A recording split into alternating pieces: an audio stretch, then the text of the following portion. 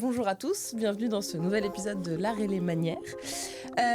Pour vous rappeler un petit peu, moi je m'appelle Lucia Passaniti, je suis actrice entre autres, et j'avais envie de créer un espace où on pourrait parler de la vraie vie d'artiste, pas celle qu'on raconte sur les réseaux, pas celle qui est censée être toute belle tout le temps, mais la vraie, c'est-à-dire toutes les galères par lesquelles on passe, l'anxiété, l'envie d'abandonner, les galères financières, enfin c'est tout le bordel que c'est réellement d'être un artiste, parce que je trouve que ça unit et que ça fait du bien de partager nos expériences. Et pour ça, aujourd'hui, on est avec Lucas Beccaro. J'ai bien dit ton prénom? Exactement, Ouais, c'est parfait. très bien. Merci d'être avec nous. Merci de m'avoir. Grand plaisir. Du coup, tu as 24 ans. Exact. Tu es réalisateur. Ouais. Et tu as déjà réussi à faire ton premier long métrage. Ouais. Tu es un vrai bon parisien. Depuis toujours. Depuis toujours. Ça n'a pas Mais changé. tu as quand même passé un an aux États-Unis. Ouais. Sauf que tu es rentré parce que tu avais trop d'urge de créer. C'est ça. C'est ça. Comment ça va aujourd'hui?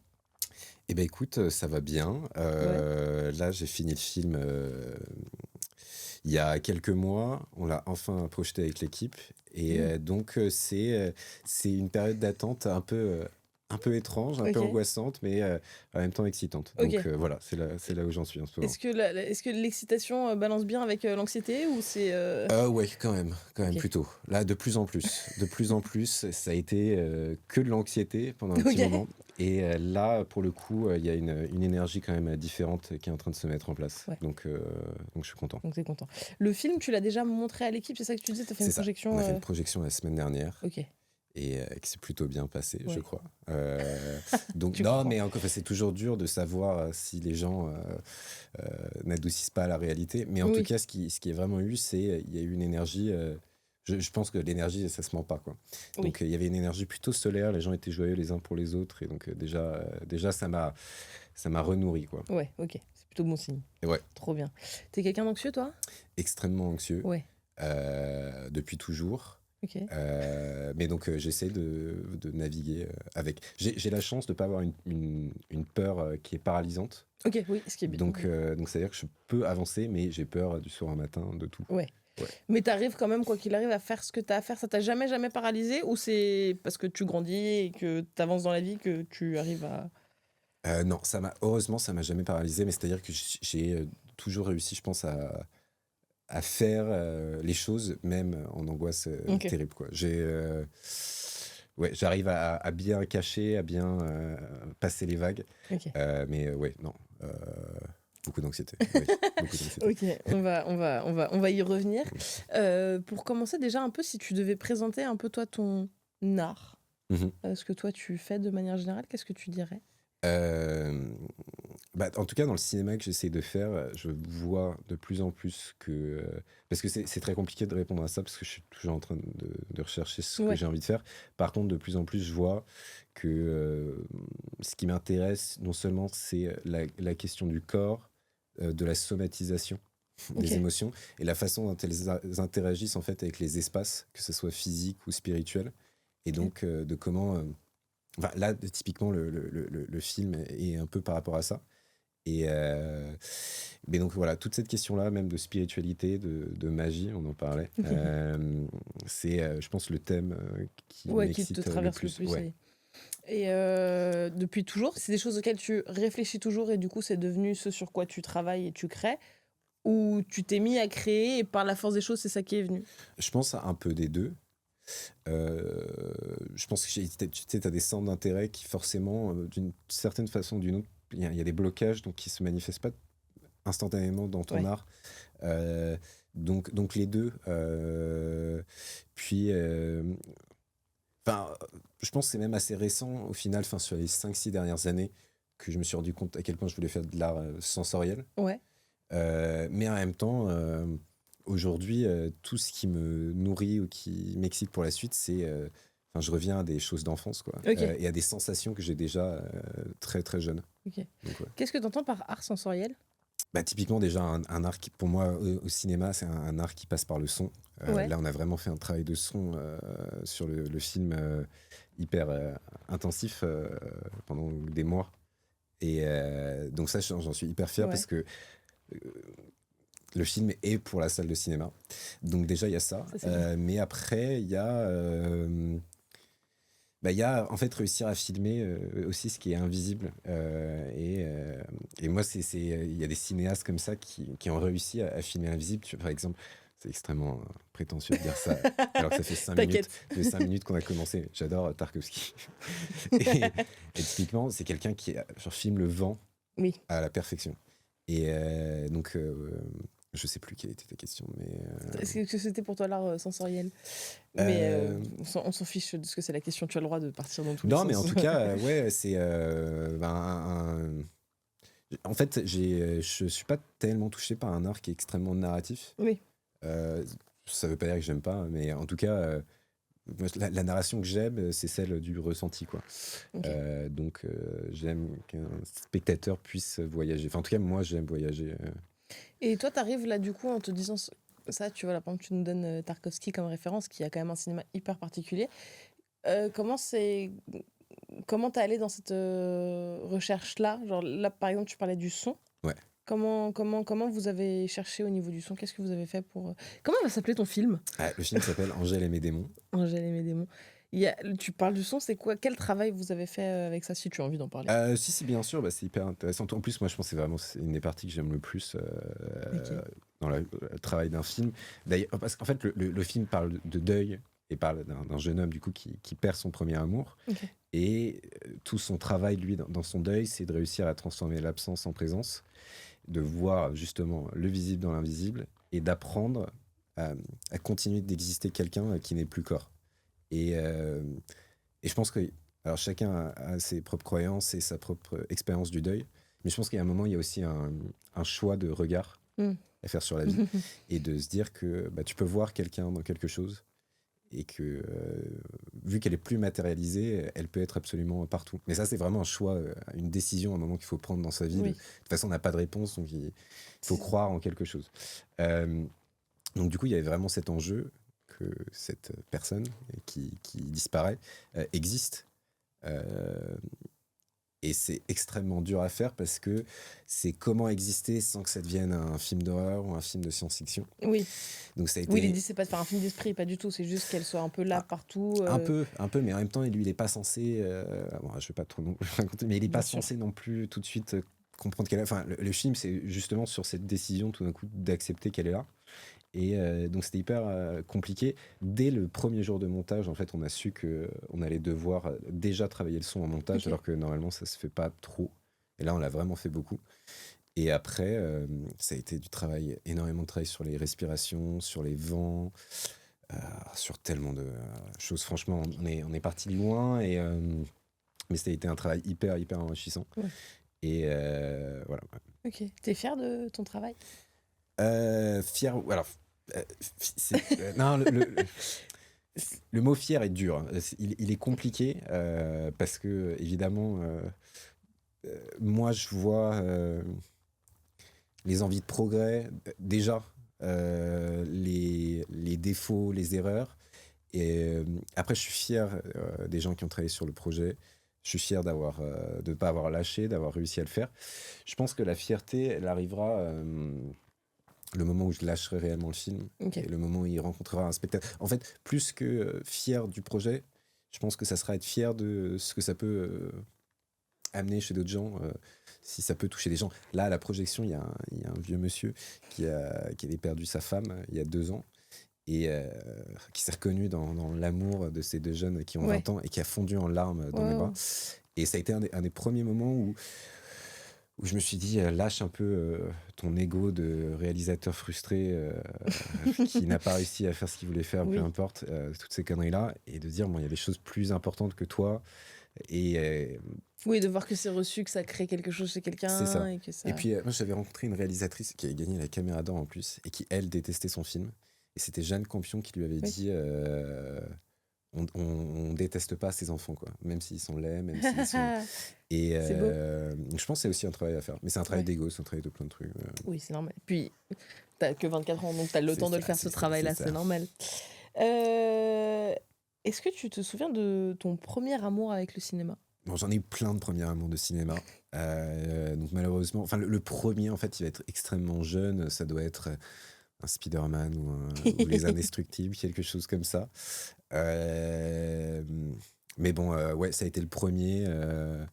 qui est en plus, j'ai quand même énormément d'obsessions. Ah non, un autre très grand amour de cinéma, ça a été Tim Burton, Ouais. très, très jeune. L'étrange Noël de Monsieur Jack, qui en fait, mais à 5, 6 ans, 7 ans, je sais plus quand il est sorti, mais je pouvais pas aller à l'école sans le voir le matin. Oh, Donc je le waouh! revoyais tous En les entier? matins. Ouais, ce qui explique tous mes problèmes Ah ouais, aujourd'hui. ouais, clairement. Mais en tout cas, non, je pense Ok. que l'amour, tout de suite, il s'est manifesté aussi par des obsessions totales. Ok. Genre, ça me lâchait pas. Ouais. Donc, T'es un peu obsessif-compulsif, toi, ou tu... ah ouais, complètement. Oui. Oui, oui, oui. T'as une obsession en ce moment?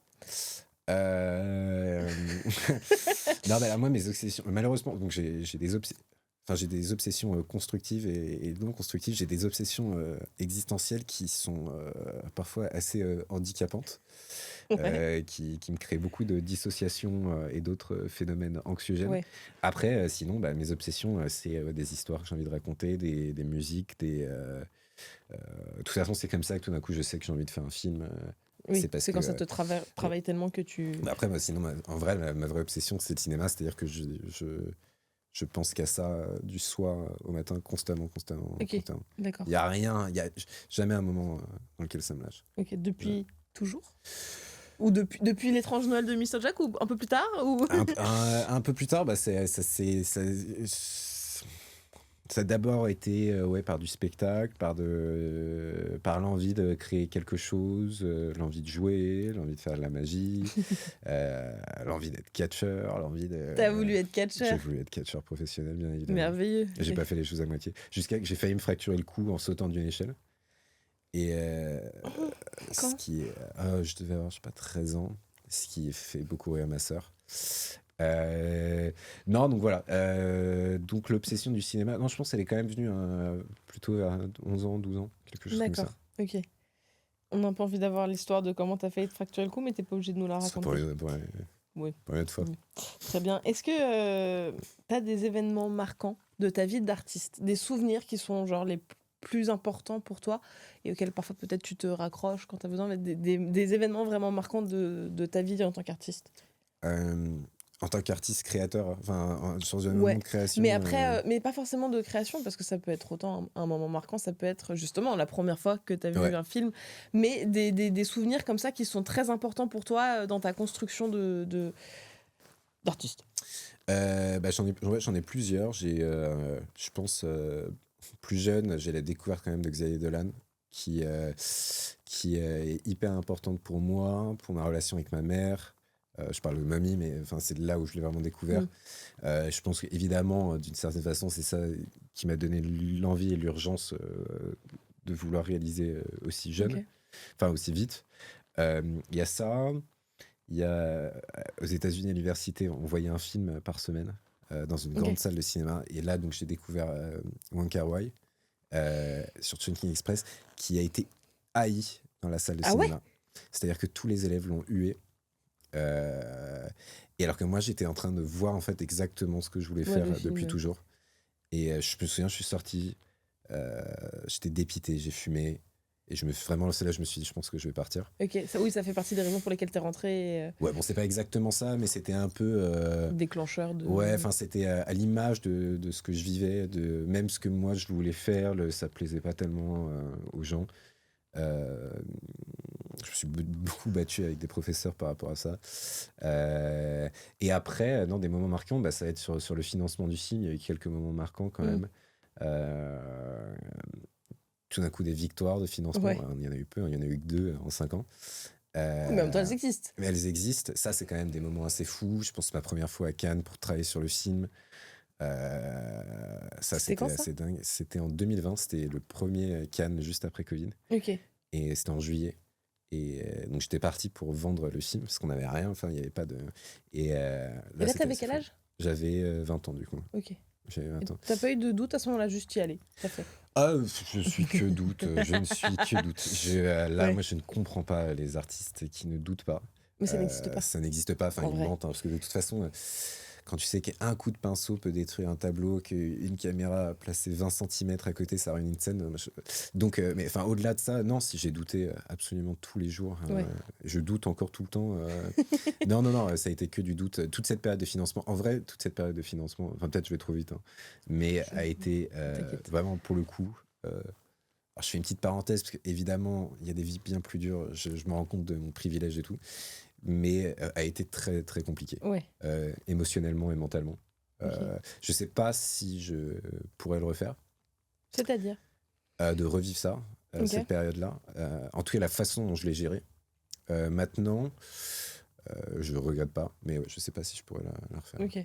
Et t'as été accompagné quand même tout du long, ou t'as eu des moments que t'as traversé vraiment seul face à ça? Non, vraiment seul, non. Je suis très proche de ma mère, donc on l'a quand même vécu ensemble. Et j'ai eu 2-3 personnes qui ont quand même été là avec moi pendant tout ce chemin, qui m'ont aussi permis de pas arrêter. Enfin, en tout cas, j'aurais pas arrêté, mais qui ont malheureusement vécu toutes les conséquences, les conséquences de ces tourmentes. T'aurais pas arrêté, mais tu t'es posé la question? Ah non, mais j'ai voulu arrêter tous les jours. Ok. J'ai voulu arrêter tous les jours. Franchement, mais les pauvres, tous les jours, je leur disais, bon, je vais devenir jardinier, je vais être dans la nature. Non, je vais me reconvertir en tant que boxeur. Mais n'importe quoi. Tu boxes beaucoup? Ouais, quand même. Ok. Non, j'ai voulu arrêter tous les jours, mais le problème, c'est qu'en fait, c'est vraiment digne d'une relation toxique, amoureuse, quoi. Okay. C'est-à-dire qu'à un moment, t'es engagé trop loin, enfin, ça fait trop de temps. Oui, tu peux plus revenir en arrière, il faut que tu ailles au bout. Et il y a eu quelques moments où, franchement, là, j'en suis arrivé proche, mais j'ai pas réussi, en fait. Et ça se manifeste comment chez toi, ce genre d'angoisse-là, ces moments où tu te dis non, stop? Pour moi, en tout cas, peut-être ça partira un jour, mais je pense en plus quand t'es jeune, pour moi, là, vraiment faire ce film, c'était une question de vie ou de mort. Ok. Et puis, en fait, j'avais que ça, c'est ça le problème d'ailleurs, c'est que j'avais que ça dans ma vie. J'avais pas 4 autres projets, j'avais rien. En plus, on était en pleine période de Covid, mais c'est vraiment le pire moment pour tout d'un coup décider de faire un film. Puis évidemment, arrogant comme tu es, genre à 20 ans, moi je pensais que dans 6 mois, on l'aurait tourné. Évidemment. Bah oui. K8, dans 8 mois, je serai Cannes et tout. Donc voilà. Après, ça va, finalement, t'as mis 5 ans à le faire, ça reste largement dans la moyenne. Ça reste dans la moyenne. Mais c'était quoi ta question, excuse-moi? Comment elle se manifeste, cette anxiété-là? Peut-être que t'as pas complètement envie d'y répondre aussi, t'as le droit. Non, mais elle se manifeste de plein de façons. Alors, au départ, elle s'est manifestée déjà par énormément d'impatience, par une attente terrible qui, en fait, te fige. Tu peux pas te lancer dans un autre projet. Donc ça se manifeste aussi par des addictions tout d'un coup, boire beaucoup. Et puis, c'est resté... Ça se manifeste par des insomnies. Grand insomniaque. Grand insomniaque. Okay. Même si ça va mieux maintenant, mais j'ai eu une grande période d'insomnie pendant le financement du film, où j'ai vraiment presque pas dormi pendant plus d'un mois. Du tout? Très peu, ouais. J'ai dû être mis sous médicaments. D'accord, ok. T'es encore sous médicaments aujourd'hui? Non. Okay. Et en fait, le pire, vraiment le climax de tout ça, ça a été... en fait, on n'avait rien. Et un jour, on a eu Canal+. Et vraiment, on a été bien financé par Canal+. Donc là, moi, dans ma tête, c'était, ça y est... si on n'a pas les financements publics, hein, parce que c'est comme ça que ça marche, on les aura jamais, quoi. Petit spoiler, on les aura jamais eu. Mais à ce moment-là, je pensais qu'on les aurait. Et donc, ça y est, évidemment, faut avoir la confiance. Donc, tu relances toute l'équipe. Dans 4 mois en tour. L'acteur principal, Régis Mkhissi, il devait faire une transformation. Il devait perdre beaucoup de poids. Donc, je lui dis, bah, vas-y, faut y aller. C'est parti. Il y avait une actrice américaine. Je la fais venir. On commence à avoir des contacts en sous-marin. C'était pour tourner à Lyon, qu'on va voir la région. Et donc ça y est, je me prépare, quoi. Et je me souviens, l'actrice du coup américaine atterrit et le lendemain, ils nous enlèvent l'argent, la région veut pas le faire. Donc ça peut fonctionner comme ça. Ils peuvent dire oui et non finalement. Ouais, enfin ils disent oui, c'est en sous-marin, genre vous avez des bonnes chances, là c'est le moment. Et tu l'as pas. Et là, en fait, le lendemain, j'ai commencé à avoir un burn-out, quoi. Ouais. Là, ça faisait déjà 3-4 ans. Je commençais à avoir des douleurs chroniques, genre des migraines constantes, de la fatigue chronique. Et ça, ça fait 3 ans que je vis avec. J'ai toujours... Ce n'est pas passé. Là, j'ai une migraine en ce moment-là. C'est absolument constant. Donc, c'est pour dire que, Putain, la vache. que ça a des impacts sur... Pour toi, ça vaut le coup? Je sais pas si ça vaut le coup. En fait, c'est que pour moi, ça peut pas être. Enfin, j'ai essayé de faire autrement.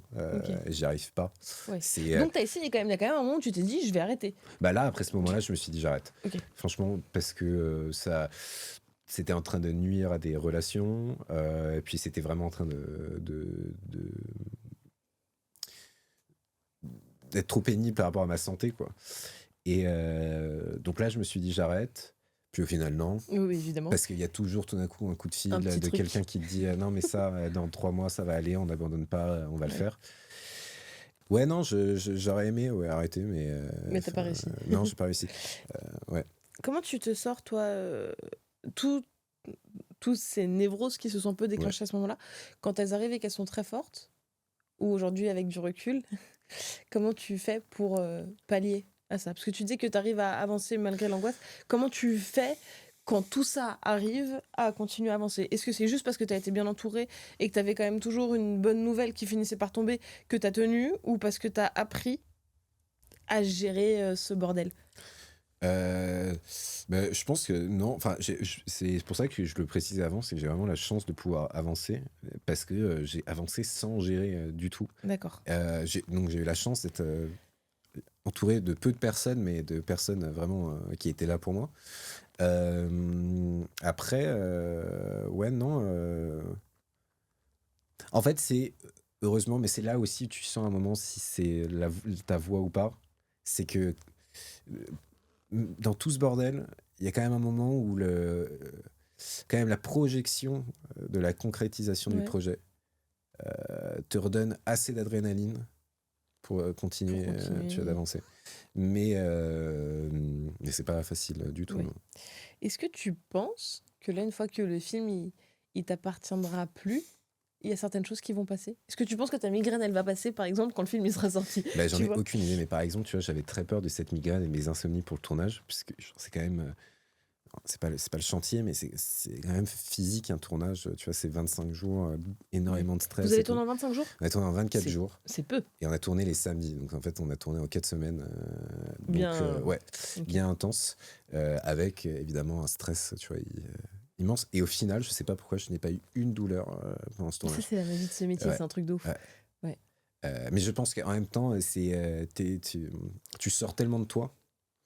Tu vois, le problème des névroses, c'est d'être trop à l'intérieur. Enfin, en tout cas, moi, c'est mon problème, c'est d'être trop en réflexion. Donc, tout d'un coup, de sortir avec autant. Enfin, t'as peut-être plus de stress, mais au moins, il est dirigé vers quelque chose d'extérieur et puis quelque chose de tangible, tu vois.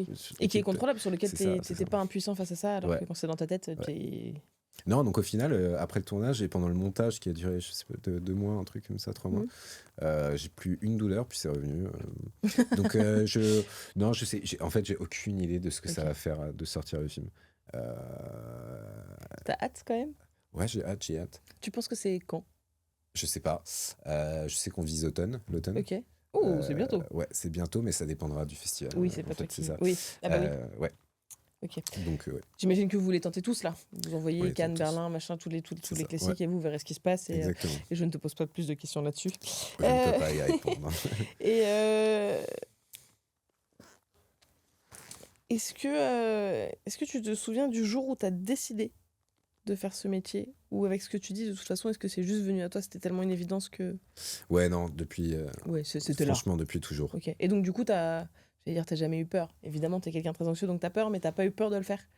Avant d'être face à toutes ces angoisses-là, qui sont celles qui sont venues après en te mettant dans la réalité, mais quand tu t'es dit, ok, je vais être réalisateur, c'était une décision difficile à prendre, ou du coup, non, c'était juste une évidence? Non, ouais, c'était une évidence parce que...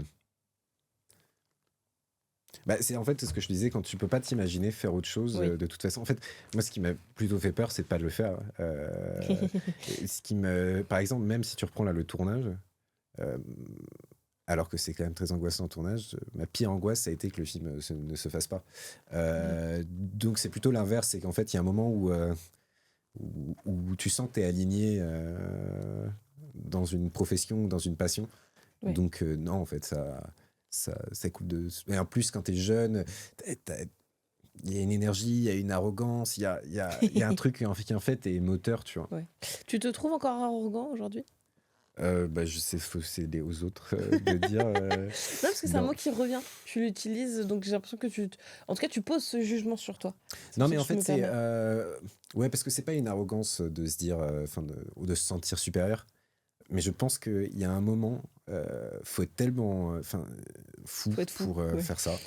Que je vois pas comment t'avances sans. Mais c'est une arrogance, tu vois, qui est de vraiment un moment quand tu confrontes un distributeur qui dit bah, les jeunes vont pas au cinéma, donc ton film de jeunes, j'en ai rien à Ouais. foutre. En fait, il y a un moment où, tu vois, sinon tu te fais marcher dessus, il faut dire ouais, mais non, pas celui-là. Enfin, il faut répondre. Donc, oui, j'ai eu plutôt des moments avec des gens importants du cinéma. Maintenant, je regrette un peu, mais qui sont, Ok. qui ont été aussi nécessaires, tu vois. Qui est aussi, enfin, tu vois, j'ai commencé à 20 ans, donc il y a des choses qui se sont canalisées. Ouais. Mais c'est sûr que oui, si tu annonces à chaque fois. Tu peux pas annoncer par exemple un producteur bah, pour le prochain film, tu vois, il faut tourner en pellicule, il faut tourner à 6 millions, 7 millions, des Oui. trucs comme ça. Bah, en fait, c'est évidemment que c'est arrogant. Mais je vois pas comment tu fais autrement. Oui, tu peux Enfin, pas faire sinon, autrement. rien n'avance, quoi. Ouais. T'as pas de mal à ça, toi? T'as pas eu de mal par exemple, à ne pas être en accord avec ce que pouvaient te dire certains producteurs, etc. Si tu sais que ton film, il est ailleurs, t'as pas de mal à suivre ce qui te semble être juste pour ton film? Si, complètement. Là, il s'avérait que sur le premier, il y avait quand même quelque chose qui était plus important que mes propres envies, que c'était qu'il se réalise. Mais ça, c'est quelque chose, je pense, qui ne serait que sur le premier. Mais de toute façon, Ouais. tu sais, on a été tellement ric-rac en termes d'argent, en termes de trucs. Évidemment, j'aurais voulu des choses différentes, mais c'était tellement de toute façon un combat qu'il fallait moi que je mette des choses de côté. Ouais. Pour préserver, tu vois, l'existence du film. Enfin, de toute façon, il n'y avait pas de caprice à avoir, tu vois, c'était. Ouais. Mais pour personne, en fait. Et d'ailleurs, personne n'en a eu. C'est d'ailleurs intéressant parce que, franchement, énormément de fois, les institutions publiques ou des distributeurs ou des financiers avaient peur, en fait, de mon âge, de notre âge, tu vois, en disant, mais quand même, un plateau de cinéma et tout. Et tous les acteurs nous ont dit qu'ils n'ont jamais vu un plateau aussi agréable, aussi doux, aussi professionnel. Et c'est parce qu'en même temps, il n'y avait pas de place, tu vois, pour des caprices. Donc en fait, tout le monde était là pour les bonnes raisons. Oui, oui. Okay. Donc c'était cool. Et tu parlais du fait que c'était un petit budget. C'est quoi un petit budget au cinéma aujourd'hui? Le cinéma, c'est un plus grand budget que celui qu'on a eu. Donc nous, c'est vraiment un petit budget. Parce que nous, on a eu 700 000 euros. Ouais. Ce qui paraît énorme. Oui, mais qui en fait est très très peu pour faire mais très peu, parce que quand on se rend compte qu'il y a plus de 60, 70, une centaine de personnes qui travaillent sur le film. Oui, qu'il faut payer tous les jours. C'est ça, et puis bah, tu vois, nous, ça fait 1 an, on a tourné il y a 1 an, ça fait 1 an qu'on travaille dessus, donc ça fait 1 an de personnes salariées sur le film. Oui. Donc ça fait beaucoup. Mais ça, c'est. Oui, ça, c'est un petit budget pour le coup. Et tu parles du fait que ça fait 1 an que tu travailles dessus et de personnes salariées. Est-ce que tu t'en sors, toi, financièrement? Alors.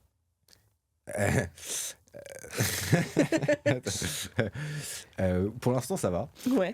Ça va grâce à notre phénoménale intermittence que j'ai pour la première fois de ma vie touché. Puis en fait, j'avais tellement d'heures au compteur entre la pré-prod, le tournage, le montage que ça va, mon intermittence me permet de vivre. Puis on a quand même eu la chance d'être tous payés sur le film. C'est des salaires qui peuvent paraître impressionnants pour des gens, mais bon, il faut après Ça s'étend sur le temps, quoi. C'est ça. C'est moi, ça fait 5 ans que je travaille dessus sans être payé, et sur la réalisation là, nous, c'est un système de forfait. Ouais. Donc c'est-à-dire que en fait, à partir de juillet, j'étais plus payé. Depuis juillet à aujourd'hui, je travaille dessus. Oui, et c'est ton intermittence qui fait que tu vis, et toi, tu touches plus rien, et t'as pas de job alimentaire à côté?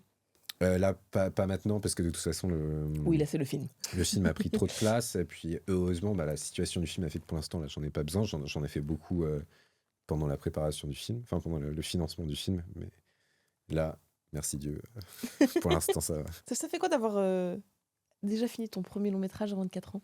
C'est assez surréaliste. Non, tu sais, attends. J'ai une réponse à ta question quand tu m'as demandé un moment important dans la vie d'artiste. Grave. Un des moments les plus choquants, c'est en salle de mixage, quand la première fois j'ai vu le logo Canal+ et Paramount sur grand écran. Et ça a été... Donc là, c'est des moments comme ça où je me rends compte de ce qui se passe. Mais c'est vrai que même jusqu'à la projection l'autre jour, j'ai toujours un peu l'impression d'avoir fait un court-métrage entre amis, quoi. Parce que ça quitte pas un cercle très beau. Et même là, il y avait quand même plus de monde. Et c'était des gens de l'équipe, donc je sais pas ce que ça va être. Oui, la ça sensation, restait la petite famille, ouais, entre guillemets. c'est ça. Qu'est-ce que tu as ressenti ce moment-là, là, quand tu as vu le logo Paramount et Canal et que ça t'a fait un choc? Tu t'es dit, putain, c'est pour de vrai? Qu'est-ce que c'était Là, je me suis dit, c'est pour de vrai. Ça m'a fait peur, ça m'a excité. Non, mais ça m'a ému parce que pareil, moi, tu vois, le cinéma, c'est que j'y vais depuis toujours avec ma mère et on adore ce moment des logos qui est un peu pour moi l'équivalent de l'orchestre, tu sais, qui s'accorde. Ouais. Donc non, là pour le coup, c'était une fierté et puis de me dire, enfin, j'ai pas encore eu ce moment où vraiment je vois. J'ai assez de recul pour voir tout le chemin. Mais c'est vrai que parfois, je repense au mois d'il y a 4 ans en me disant ça. Quoi. J'aimerais lui dire de se calmer, d'ailleurs. Mais ouais. Et tout ça, c'est tout ton rapport au cinéma, il est très lié à ta mère?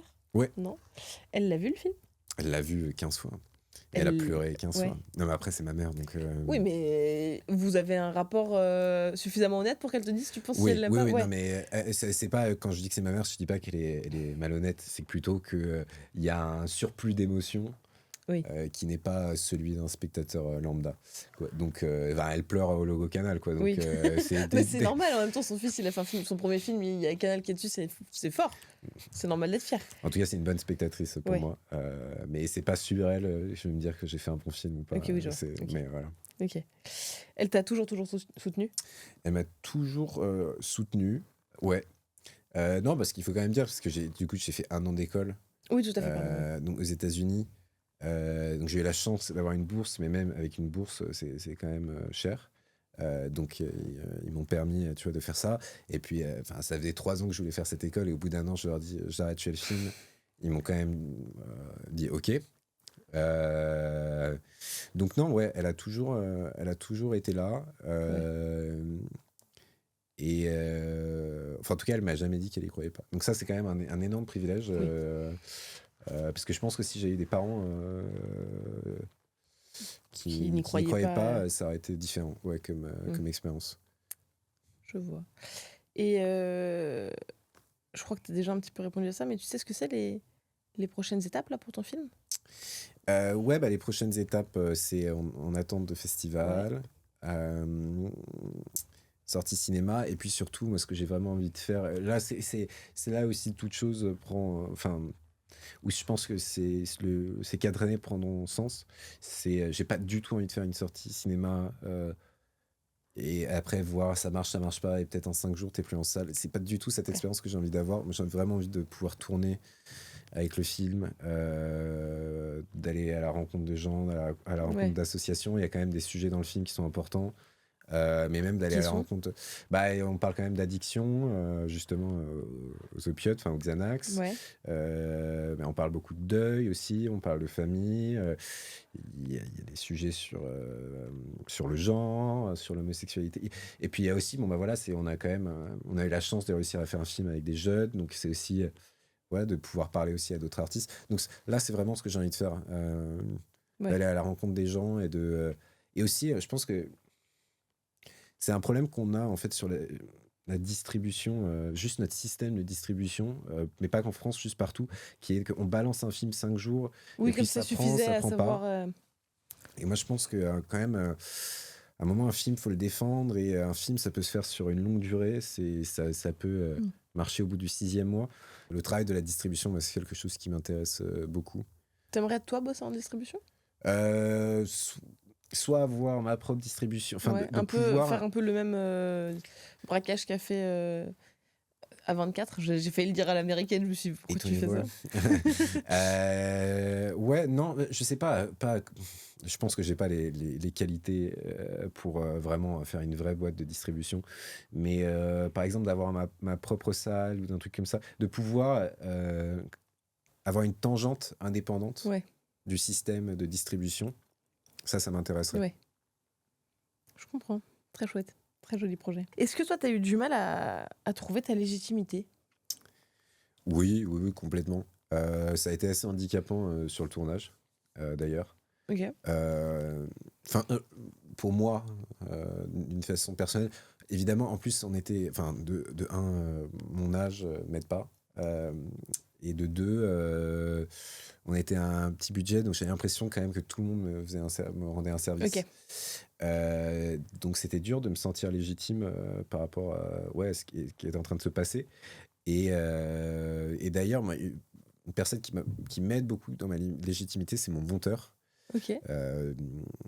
C'est qui ton monteur ? Il s'appelle Wei, qui est un monteur surtout de documentaires. On s'est rencontrés sur le film et on est devenus, on a une relation extrêmement proche maintenant. J'ai de la chance parce que c'est pas évident de passer 2 mois, 9 heures par jour sur une personne. T'étais là tous les jours en plus, j'imagine, toi, pour J'étais là tous les jours. Lui, il a fait une crise d'eczéma au bout du 10e tellement je l'angoissais. Mais on est très amis maintenant. Typiquement, lui, en plus, c'est hyper intéressant en fait la position du monteur parce que tu arrives à un moment quand même de fatigue et peu à peu. Tout ce qui va pas dans ton sens, tu te dis merde, c'est pas ce que je voulais, mais bon, écoute, ça serait comme ça. Et lui est vraiment devient un peu ton avocat, quoi. Okay. Et lui a de la force et de l'énergie pour dire non, là, c'est pas ça qu'il faut. Genre, tu sais. Bon, j'ai pas des exemples très intéressants, mais en tout cas. Tu t'es auto-censuré, non, vas-y. Non, mais je veux dire, tu vois, eu des effets spéciaux qui reviennent pas exactement comme tu voulais. Tu dis, bon, écoute, c'est pas grave et tout. Et lui, il prend la force de te dire. Ou lui va appeler des gens en disant, non, tu peux pas parler comme ça et tout. Et du coup, lui m'a vraiment redonné un sens. Que j'avais le droit d'être légitime, que j'avais le droit de dire des choses, donc merci à lui. Au final, la légitimité, elle a été beaucoup plus dure pendant le plateau, sur le plateau. Comment tu l'as géré ça ? Tu l'as fait, t'as pas le choix. Tu dis rien, ouais. Ok. Tu dis rien. Mais parce qu'il y a ni le choix, ni le temps. Moi d'ailleurs, je pensais, à la fête de fin de tournage, j'en ai parlé aux gens, je pensais que tout le monde voyait à quel point j'étais extrêmement anxieux. Au final, ça s'est pas autant vu que ça. Donc sur le plateau, ça a été beaucoup plus dur à gérer que par exemple, tu vois, la question de légitimité pendant les financements, alors que ça aurait plus de sens qu'elle soit là, parce que c'est là où tu te prends des refus et tout. Au final, là, elle est inexistante, mais encore une fois, parce que... On revient sur ce mot, cette arrogance, je sais pas, mais tu te dis... Putain, tu croyais tellement que de toute façon... Puis en fait, il y a un redoublement d'énervement de te dire, je vais leur prouver... Donc il n'y a pas de... Je me suis jamais pas senti légitime par rapport à des retours qu'on a eu. On a eu des retours très durs parfois, des coups durs très durs... c'est des coups durs très durs qui ont fait.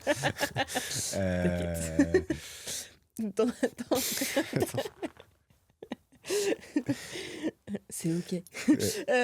T'as des exemples de coups durs très durs ? Ah ouais, des coups durs très durs. Ouais, il y en a eu pas mal. Un notamment, tu sais, parce qu'en fait, il faut comprendre sur les financements, il y a plusieurs fonctionnements. T'as le CNC, t'as les régions, t'as les Sofica, puis t'as les distributeurs et tout. Et qu'il y a des mois d'attente entre le moment où tu déposes et le moment où Donc j'ai deux anecdotes à raconter.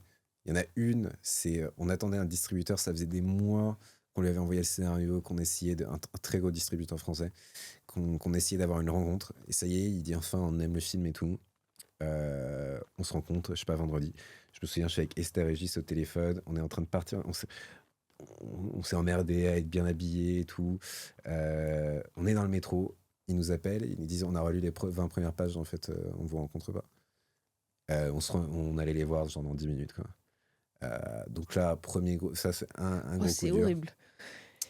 Un autre coup dur, ça a été sur un comité de région. Je ne dirais pas quelle région, mais tu sais, en fait, sur les comités de région, t'en as où tu passes, tu vas dans la région du coup, et tu passes devant un comité vraiment de 20 personnes, tu es au tribunal, tu es assis sur une chaise et tu as 20 personnes autour, et on te dit, bah, parle de ton film. On était parti à 5 h du matin avec mon producteur, on était les premiers à passer, c'est hyper anxiogène en plus. Ouais. Et donc on avait fait, je sais pas, 4 heures de route et tout. Et donc on parle du film. Et il y a un mec qui fait, parce que du coup le film parle de drogue, il y a un mec qui me fait, et vous prenez de la drogue? Donc je réponds comme je peux. Ils me font, bah merci beaucoup, c'est tout pour nous. Et donc genre 5 minutes d'entretien pour défendre le film. Et c'est horrible, ok. c'est un certain réalisateur qui tourne un film par an qui a eu le financement. Évidemment. Bon, après, peut-être que ça s'était biaisé quoi qu'il arrive, malheureusement. Non, mais bon. Donc ça, c'est des coups durs. Mais encore une fois, c'est-à-dire que tu as un vrai moment de désespoir, une gueule de bois, et puis le lendemain... Une seule ou plusieurs? Plusieurs. Enfin, c'est une gueule de bois qui continue. Ouais. Et puis après, tout d'un coup, d'où ça vient, je sais pas. Mais il y a une colère qui arrive, quoi, et qui te permet du coup d'avancer. Oui, c'est la fameuse question de vie ou de mort que tu ressentais, toi, qui était vraiment là. Et en fait, d'ailleurs, du coup, je reviens sur des choses qu'on s'est dites. C'est que je pense aussi ce qui m'a permis d'avancer et de sortir parfois de bordel, genre d'anxiété et tout, ça a été énormément la colère. Ouais. Qui quand même peut être très utile parfois si elle est placée, quand elle est correctement, si elle est bien placée. Ouais. Donc toi, t'es très en colère? Oui, je pense que ça s'est canalisé. J'ai été très en colère pendant tout le financement du film. Ouais. D'avoir T'es fait content de pouvoir faire un peu un fuck là maintenant que c'est fait ou pas? Bah écoute, faut qu'il sorte, parce que si on fait 2 entrées, le fuck il est pas assez puissant. Oui, après t'existes, déjà tu l'auras fait exister, c'est quand même une première étape qui est énorme. Quel rapport toi tu as aux réseaux sociaux? Bah écoute, j'essaye de ne plus trop en avoir. J'essaye d'enlever, de garder ça de loin, typiquement juste de l'avoir sur ordinateur et pas sur le téléphone. Très sincèrement, moi, depuis ça va faire boomer, mais depuis que l'intelligence artificielle prend de plus en plus de place sur les réseaux, moi, je trouve, en fait, ça m'angoisse de tout d'un coup plus savoir si c'est vrai ou pas. Et franchement, moi qui ai du coup des obsessions existentielles et des tendances dissociatives, j'ai dû arrêter parce que je me suis dit de devoir tout d'un coup analyser chaque vidéo en me demandant si c'est vrai ou pas, trop d'angoisse. Donc ouais, en fait ça m'intéresse plus tellement. Ouais, ok. J'ai perdu un peu le goût du... Et est-ce que tu penses que les réseaux sociaux ça fausse le rapport à l'art? Alors c'est-à-dire fausser? Est-ce qu'on a toujours le même rapport à l'art qu'avant? Est-ce qu'il est un peu biaisé quelque part ou pas du tout? Est-ce que juste il évolue? Est-ce que ça a changé le rapport à l'art plutôt que ça fausse? Alors est-ce que tu penses que maintenant que cet outil existe, on change de rapport? Alors évidemment que ça a changé le rapport. Je pense qu'il faut faire attention, tu vois, parce que tu peux très vite tomber dans le truc un peu péjoratif en disant que ça a dévalorisé de l'art, tu vois, l'algorithme a quand même fait du mal à la musique, à certaines images. Après, en même temps, ça a complètement démocratisé l'art. Ça a donné du pouvoir à des millions de voix qui ne l'auraient jamais eu. Ça donne un support, ça donne vraiment pour le coup, sans faire de jeu de mots, ça donne une toile en fait à des gens qui n'auraient jamais eu la possibilité de faire ça. Donc il y a beaucoup de mauvaises choses évidemment, mais en même temps, tu vois, tu as des perles qui sont découvertes, t'as des grands artistes qui ont pu créer. Moi, je pense que juste, il y a...